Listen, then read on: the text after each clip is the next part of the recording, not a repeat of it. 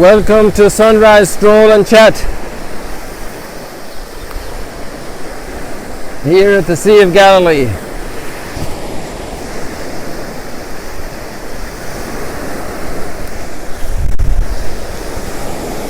This is not a storm on the sea, okay? There's hardly any wind. It's easterly wind.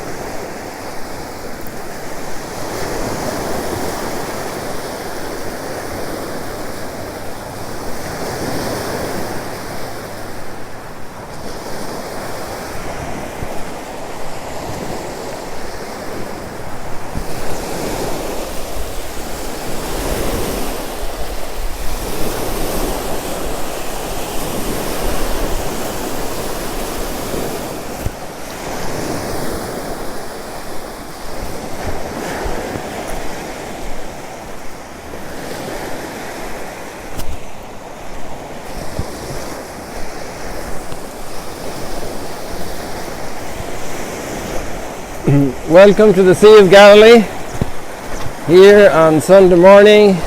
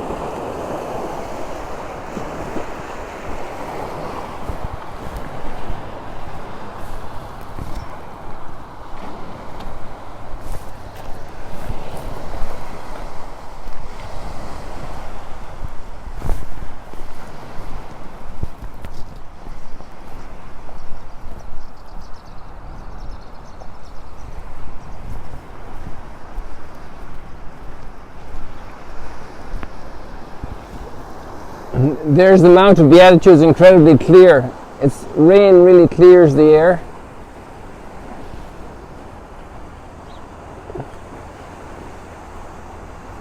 And then we can also see Capernaum very well. Right there, that little white spot at the edge of the water in those trees.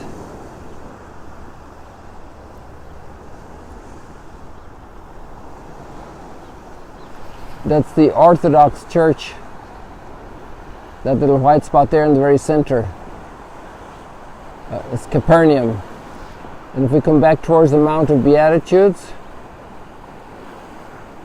these are banana plantations that are covered in plastic. The little chapel is right in the center of the screen in that grove of trees. And down on the water's edge, maybe, oh yes, we can make it out. Look, at there you have the Church of the Primacy of Peter. I'm happy to see that so clearly, and that you can see it so clearly. Oops, that wasn't intended.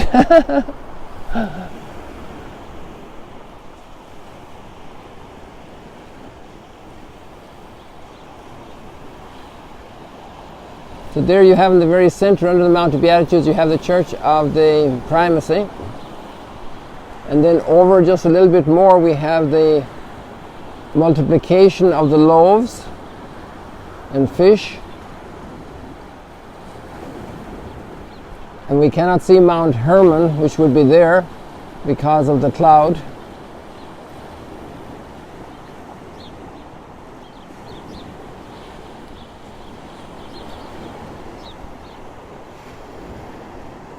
So it's a little rough this morning, and it's an easterly breeze, but you know, look at the trees here, there's hardly anything moving. You know, it's a very gentle breeze. It's actually warm. I have this jacket on because I was dealing with a head cold last night, and I didn't know how it was going to turn out to be this morning. So here we are at the Sea of Galilee on this glorious Sunday morning with a beautiful sunrise.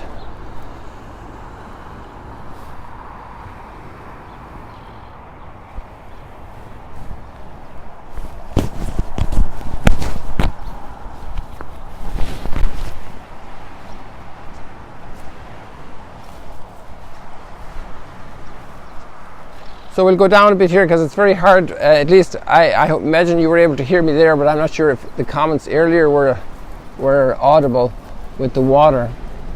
The noise from the water was pretty voluminous, so I wasn't sure. And if you're speaking and you're not sure people can hear you, it's not easy to keep talking. So we'll walk down this road down here, along the main road, which will have the disturbance of the traffic, but that's life. And you'll still be able to hear the water hitting on the rocks. There's lots of big rocks down here, so you can hear the splashing better. Now you can hear the birds. I don't think you could hear them earlier with the water.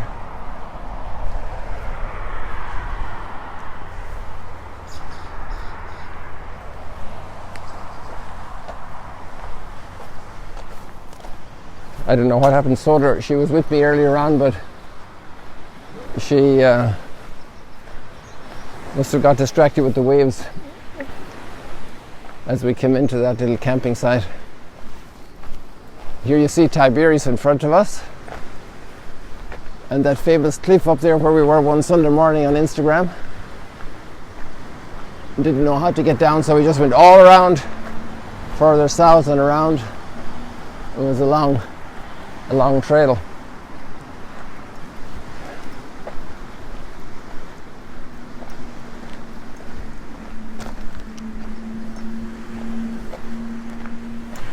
So we've got lots to ponder today. Yesterday was a very full day at Magdala. Full. Numbers don't compare in any ways to last year, but we had a lot of little groups, families, Israeli groups, and we had Christian groups, and we actually had a number of people who wanted to go to Mass, and we had too many for the restrictions, so we had Father Alonso kindly obliged, and we had 2 Masses, so we could have both. All the people who came for Mass were content. and blessed.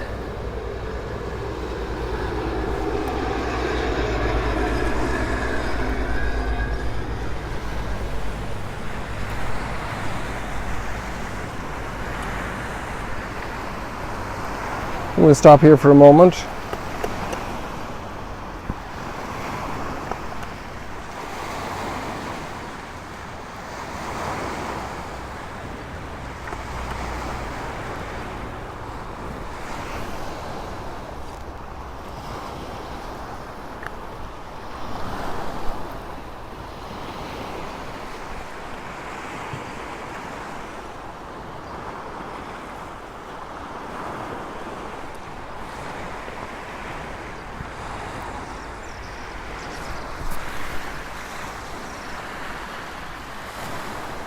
There's some wonderful lines in the scriptures this morning for us.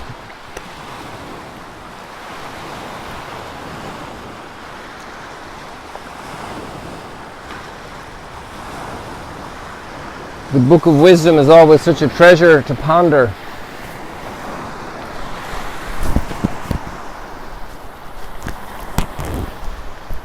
It's a beautiful line. Whoever watches for wisdom at dawn shall not be disappointed, for he shall find her sitting by his gate. And this is another great line. For taking thought of wisdom is the perfection of prudence. You have a very prudent person, prudent parent, discerning the best course for the child's situation at this moment, a health situation, an education situation, a behavior situation, and the prudent course, how to best combine things so that the child is best benefited. It applies in everywhere at work. It applies in every action we do, really, every virtue. You know, you meet a poor person and they ask you for money, and sometimes you have a doubt if that's the right thing to give them, and many times you might buy a sandwich for them or spend a little time with them, show them great love and care, but not necessarily a handout, because you don't know if that person is on an addiction or something, but if they have some nice bit of food, it's good for them, and the affection, the kindness. So those are things to measure. Then there's sometimes you have to give them some money because that's what they actually really need, for a very particular need, and you trust them, and it's those are all matters of prudence, to discern how to practice charity. Prudence is a governing virtue for the other virtues. And then this line here, taking thought of wisdom, that's taking wisdom into account, is the perfection of prudence. There's a lot to rummage there, to ponder.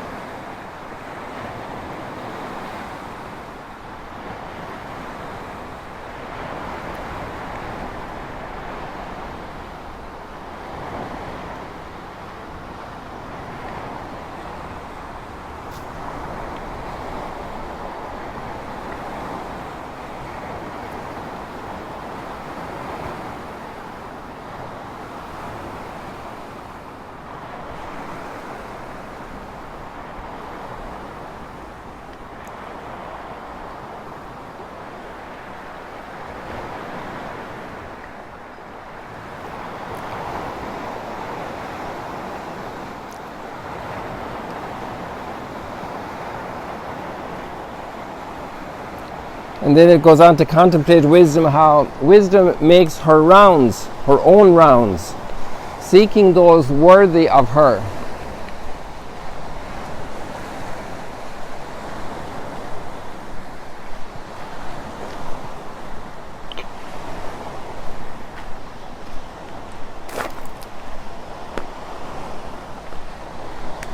So to be worthy of wisdom, probably the first thing would be to listen to wisdom and not to be foolish.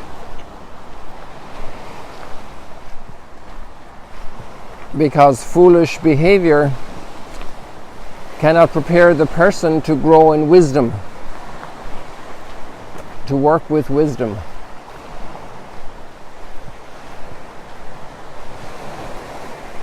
So wisdom seeks those who are worthy of her and graciously appears to them in the ways along the alleys and meets them with all solicitude.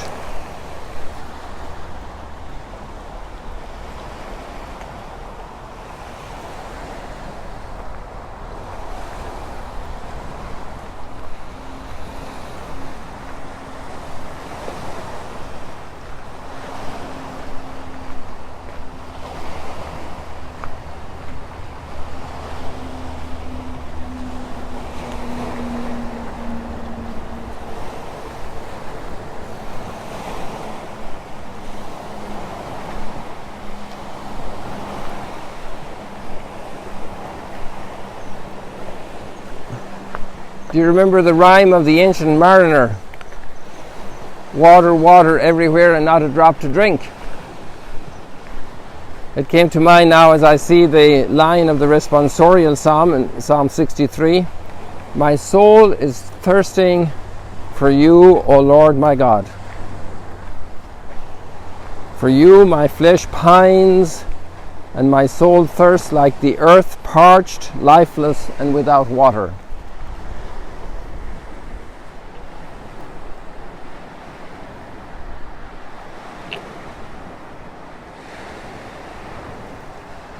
And I want to be like a tree with the roots near the water.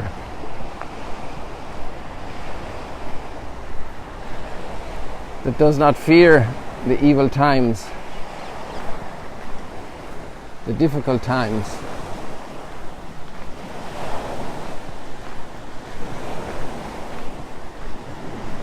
Because the roots are deep, deeply sunk into wisdom, the wisdom of God, His revealed wisdom. And Paul will go on to talk about the wisdom of the cross, which is an amazing combination of thought. The wisdom of the cross. What was foolish to people, God saw as wise. And I'd like to be on God's side in those decisions, in those perceptions.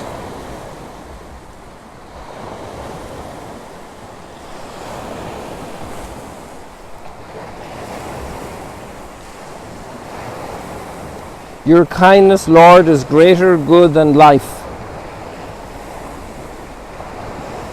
That means that I would actually forfeit my life to hold on to the goodness of the Lord. And that's really at the basis of all the martyrs. They choose God's love, which is a greater good than our earthly life.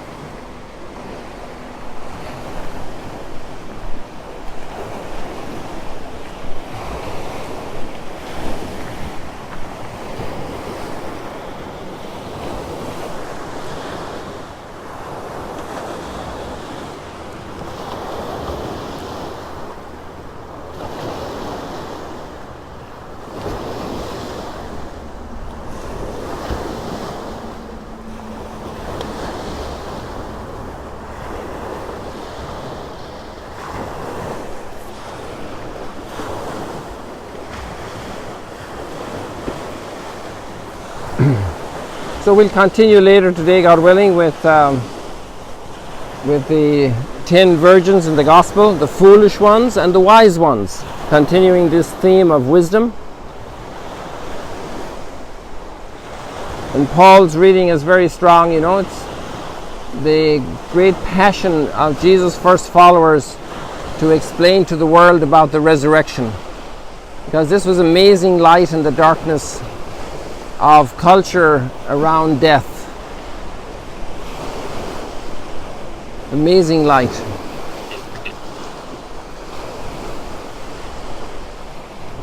Bringing in a lot of light through the darkness of thought, fears, the overwhelming, inevitable death.